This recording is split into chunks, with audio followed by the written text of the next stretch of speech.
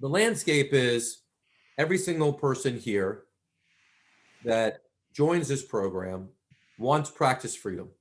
They want practice freedom as they define it, as you define it.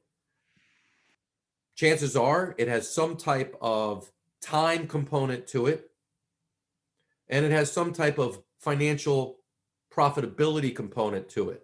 If there's people that have attitudes or cause hostility or drama, there are things that we can do. What does an individual need? What does a manager need? An emerging leader of your company need? If you are working with someone that you expect perfection in them, which is unattainable, then all you're going to see is them not achieving it, and then frustration and disappointment click in. So we have what our pain points are, our challenges, our fears, our worries. We know what the solution is.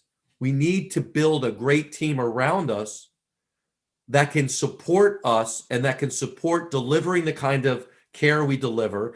How do we get them the tools and the structure, at least initially, that can help them and help you start speaking the same language and start communicating?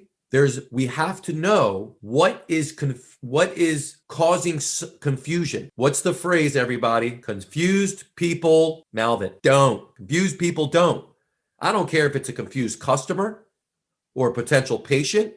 Confused people don't move forward. They're not productive. They don't maximize their potential. Same thing happens to us. You're confused. How effective are you? So we know that principle. When you're confused, you're not going to be optimal. So what's the first thing that we do in the Lighthouse Connections? We teach them the acronym COST. Outcome.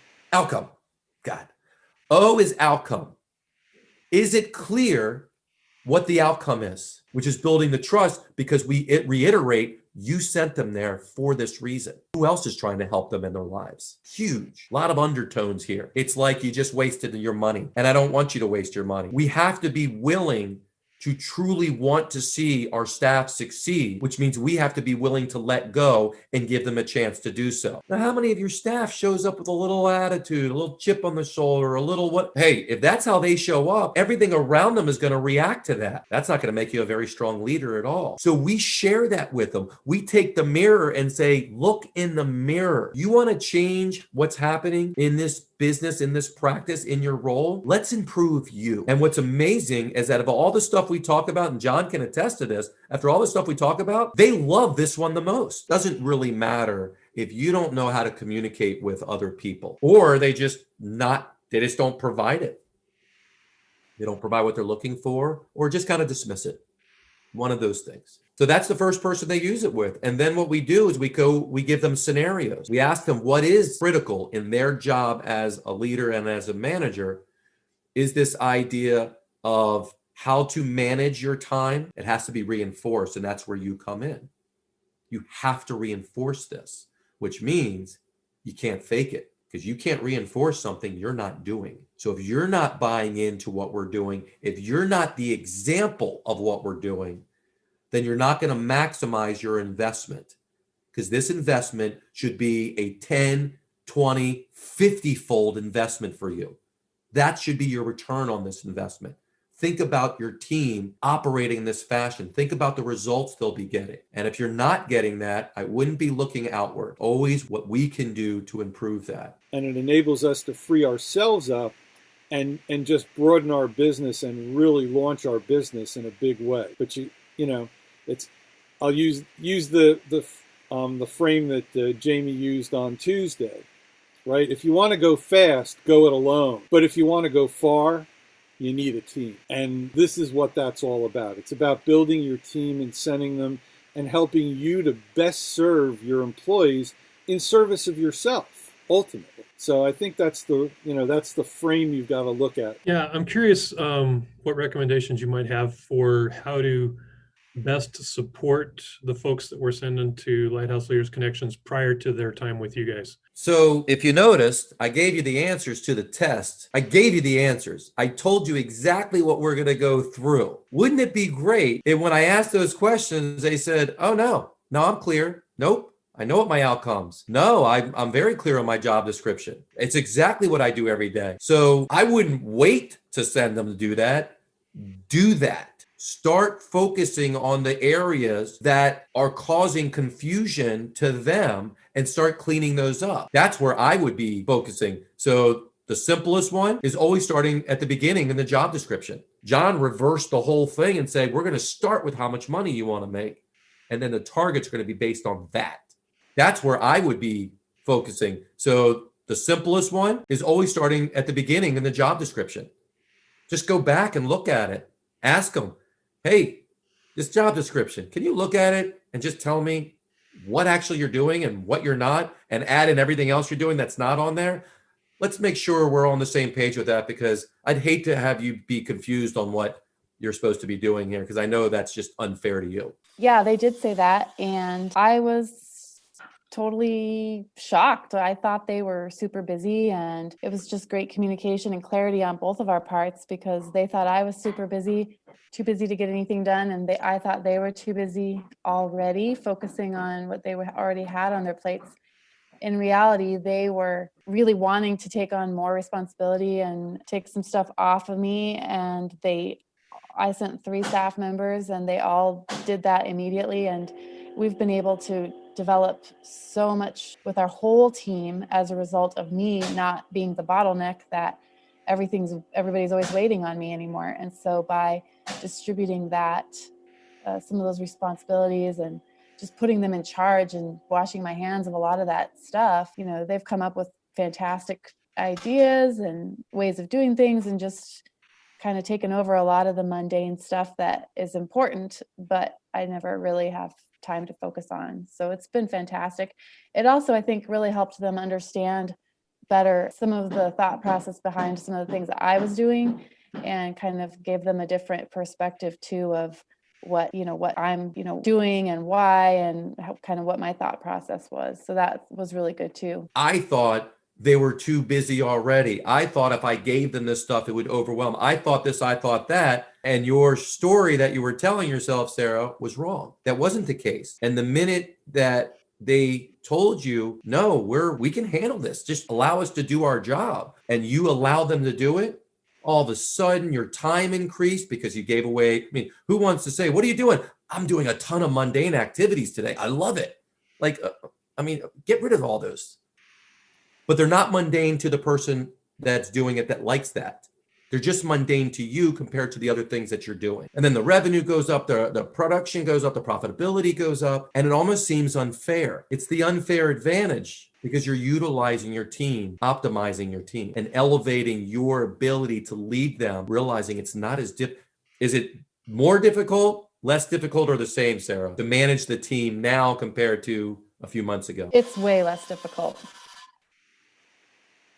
Way less difficult. I don't really even do anything. Well, as far as managing the team goes, my location leaders are, really doing a great job with handling the day-to-day stuff that you might put under the term of management. I'm really just kind of steering the ship, as John would say, and leading us to where we're going. I'm leading instead of nitpicking and managing, so to speak.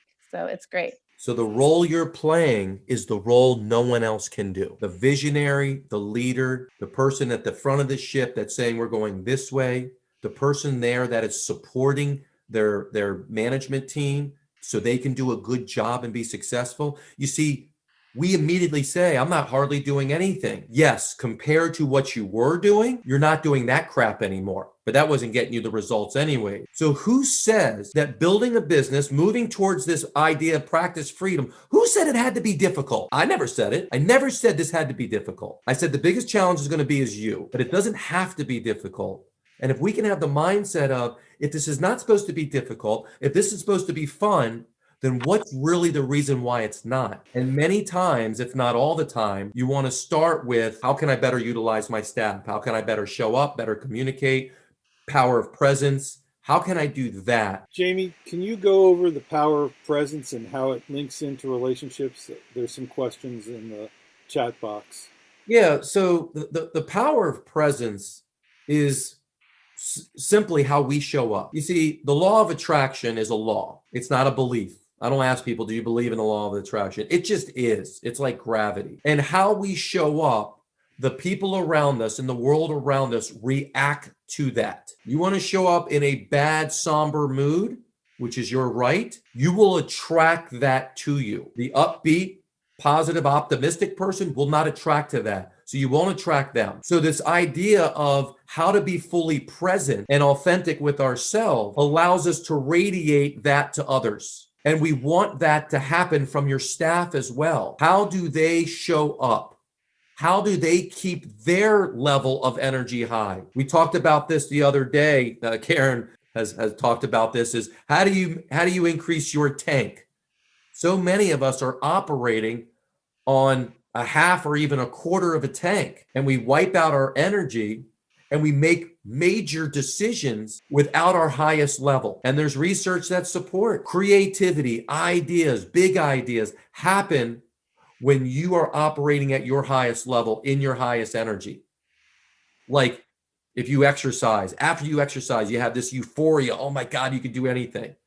So how do we maintain that and show up to our job, show up in our role, show up with our staff, show up if we're doing doctors or other types of visits? How do we do that? So that's something that we do and we teach here for you, but it's something that's critical that we teach in the Lighthouse Connections for your management. They've never thought like this.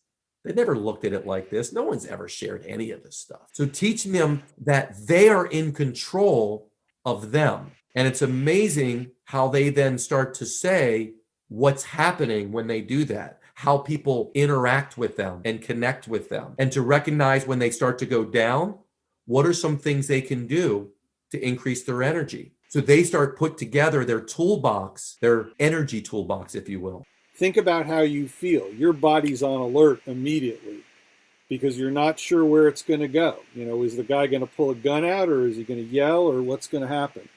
So the same thing happens with your patients, with your employees, etc. When a patient walks in and the employee's in a bad mood, that patient senses it already and it puts them off. And that's not a good place to start, particularly with a brand new patient. Yeah, that's a perfect example. So if they're handling any kind of front desk matters, or they're speaking to someone about a billing issue, because we relate this to their specific duties. And we basically say, how are you showing up to this phone call? You're about to talk to someone about a bill they owe. And of course, this goes into their stories of what they're saying. Well, patients always, they're always a pain in the ass. They never want to pay their bill. I go, is that what you truly believe and think? Because if that's the case, no wonder you can't collect anything. Yeah. They were actually, I'll spill a little bit about it, that Sarah's team was very much excited about going back and ganging up on you, Sarah. I'm sorry to say.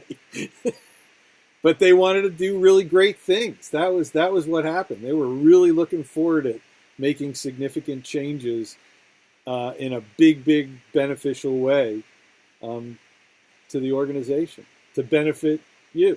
So, as you come up with other questions, I do want to say one more thing. So the first thing that we do in PFU, after we organize your dashboards and all that, we focus on your vision, right? What's your vision? What are you about? What are your values? What do you think we do right out the outset with your staff? Martin, don't look down. You know I'm looking at you. What do you think we ask your team that you send right away? What's the first question? Do they know what the vision is? Damn right. What is the vision? How many of you think answer? Not many, and the ones that do, they just answer with, I don't know. I think it's something like, I don't know, they say something. Very few actually say what it is.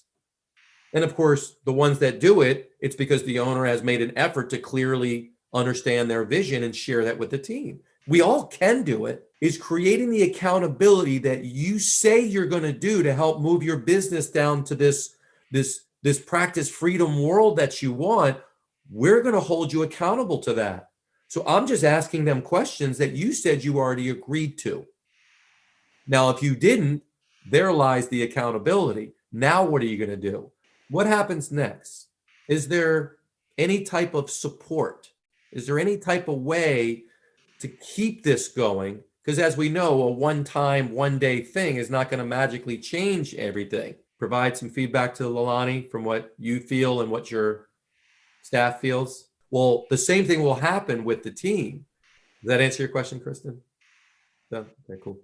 Anybody else? We're coming up on the hour here. Any other questions you have?